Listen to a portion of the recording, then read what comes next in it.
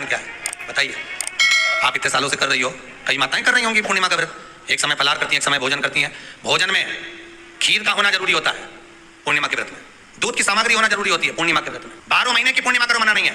और पूर्णिमा उठाने का भी समय होता है चैत्री, चैत्र के महीने की जो पूर्णिमा होती है, चैत्री पूर्णिमा पहली पूर्णिमा मानी जाती है, इसलिए चैत्री पूर्णिमा को सिद्ध पूर्णिमा कहते हैं, कार्य सिद्धात्री पूर्णिमा कहते हैं, मनोरथी पूर्णिमा कहते हैं, मनोरथी पूर्णिमा। इसलिए पूर्णिमा का व्रत कहां से उठाया जाता है? चैत्र के महीने की पूर्णिमा से पूर्णिमा का व्रत उठाया जाता है कि मैं महीने की पूर्णिमा करूंगी तो चैत्र पूर्णिमा से उसको उठा लिया जाता है। पर उसका एक नियम रहता है, आप फलाहार करें अपनी जगह पर है, पर एक समय भोजन कर रहे हैं वो अपनी जगह पर, भोजन के साथ में मीठे के साथ थोड़ा दूध की सामग्री होना जरूरी होती है।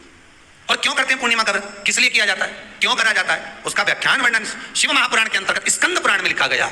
स्कंद पुराण में वर्णन किया है श्री वेदव्यास जी महाराज ने, कहा ये पूर्णिमा का व्रत इसलिए किया जाता है कि व्यक्ति का जब मन गलत भ्रम में जाने लगता है, मन जब गलत जगह पर जाने लगता है, तो ये मन को गलत जगह पर ले जाने वाला कौन होता है? तो कहा ये चंद्र होता है। व्यक्ति की राशि के अंतर्गत, व्यक्ति की पत्रिका के अंतर्गत, व्यक्ति की ग्रह दशा के अंतर्गत जब चंद्र बेकार चलता है तो व्यक्ति अच्छा करते करते भी बेकार करने लग जाता है। चंद्र डोल रहा है। कई माताएं कहती हैं गुरुजी हमारे बेटे को आशीर्वाद दीजिए, बहुत गलत संगत में जा रहा है, मतलब समझ जाना कि चंद्र गड़बड़ जा रहा है। बेटी अगर गलत मार्ग पर जा रही है, बेटी अगर गलत संगत में जा रही है, किसी अन्य व्यक्ति को आकर्षित हो, चंद्र गड़बड़ हो रहा है, उसका चंद्र कहीं जा रहा है। कोई पुरुष, कोई लड़का, कोई गलत मार्ग पर जा रहा है, चंद्र गड़बड़ हो रहा है। घर में जो क्लेश उत्पन्न होता है, घर में जो विवाद उत्पन्न होता है, उस विवाद को रोकने के लिए केवल चंद्र की ही, इसलिए तो पूर्णिमा घर की नारियां, हमारे हिंदू धर्म में यहाँ तक स्कंद पुराण में कर दिया कि प्रत्येक पूर्णिमा, आप लोग कभी आप लोगों ने सत्यनारायण जी की कथा करवाई है? जितने लोग आस्था चैनल पर कथा सुन रहे हैं, जितने लोग फेसबुक यूट्यूब पर कथा सुन रहे हैं, यूट्यूब पर कथा का श्रवण कर रहे हैं, उन्होंने कभी सत्यनारायण की कथा करवाई होगी? तो उसमें लिखा है हर कार्तिक, हर पूर्णिमा को, हर संक्रांति को ब्राह्मण सत्यनारायण भगवान की कथा या राजा या वैश्य कथा को कराता था, या बढ़िया कथा करा। सुनी कि नहीं सुनी बात? सत्यनारायण भगवान की कथा में लिखा है, स्कंद पुराण के अंतर्गत जो सत्यनारायण भगवान की कथा का स्मरण किया उसमें लिखा है प्रत्येक संक्रांति पूर्णिमा को सत्यनारायण की कथा करवाने लगा और ये योनि को प्राप्त हुआ, इस योनि से छूटा, इस योनि में गया। लिखा है, सब कुछ लिखा है। अब उत्ते से समझ जाओ कि पूर्णिमा को सत्यनारायण की कथा करने का बोला है।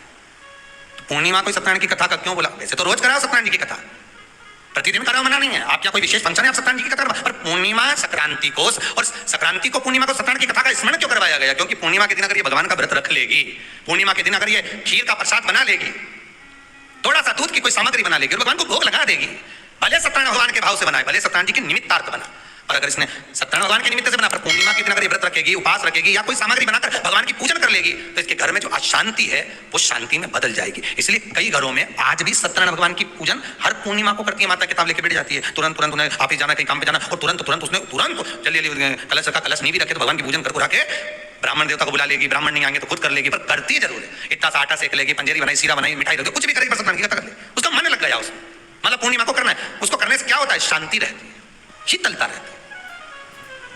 जिसके घर में हर महीने की पूर्णिमा को खीर बनती हो, ध्यान दीजिएगा, बहुत सुंदर संवाद चल रहा है, बहुत ध्यान देने वाली बात है। प्रत्येक महीने की पूर्णिमा को जिसके घर में दूध की सामग्री बनती हो, दूध की सामग्री तैयार होती हो, खीर प्रसाद तैयार होता हो, उसके घर में कभी क्लेश नहीं हो सकता। चाहे सास बहू एक दूसरे के सामने होकर ना वो सांप और नेवले की लड़ाई क्यों ना, फिर भी शांति हो जाती है।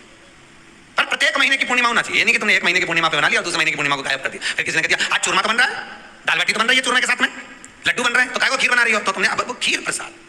पूर्णिमा के नारियों को, स्त्रियों को अखंड सौभाग्य के लिए, जो नारी वेधव्य नहीं होना चाहती है, उस नारी को पूर्णिमा के कितने व्रत करना चाहिए? जिस नारी के यहाँ संतान नहीं हो, औलाद नहीं हो, उसको पूर्णिमा के कितने व्रत करना चाहिए? जिस नारी का पुत्र, पति बहुत बीमारी से ग्रसित हो, लग रहा हो कि ये मेरा बेटा बहुत बड़ी बीमारी में गिरा हुआ है, तो नारी को कितने व्रत करना चाहिए? स्वयं भगवान कृष्ण ने माता यशोदा को द्वापर में भी बताया है कि पूर्णिमा के 32 व्रत होते हैं। कितने व्रत होते हैं? 32।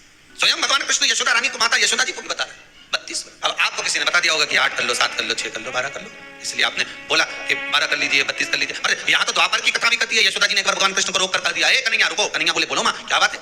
कन्हैया जरा रुकिए, इधर आओ जरा। भगवान कृष्ण आए, हाँ माँ बोलिए।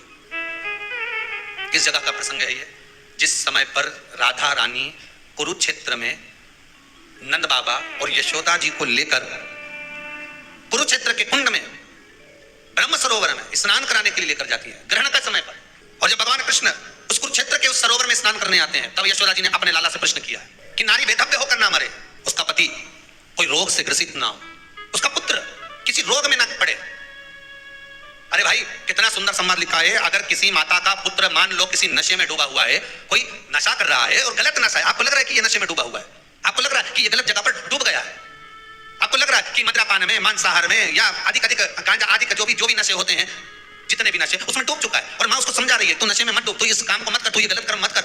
माँ उसको समझा समझा कर हार गई। तो मेरा माताओं से निवेदन है, आप उसको समझाना बंद कर दो, एक काम करना प्रारंभ कर दीजिए। हमें जो शिव महापुराण के माध्यम से शास्त्र कह रहा है कि आप 32 पूर्णिमा के व्रत प्रारंभ कर दो। उसमें करना क्या है, आपको केवल जिस दिन व्रत रहे रात्रि के समय पर कोई भी मीठा कुछ भी सामग्री आप चंद्र की रोशनी में, चंद्र को अर्घ देने के बाद, पूजन करने के बाद उसको रखो, और वही सामग्री जो नशा कर रहा है उसको पूर्णिमा के दूसरे दिन उसको खिलाओ।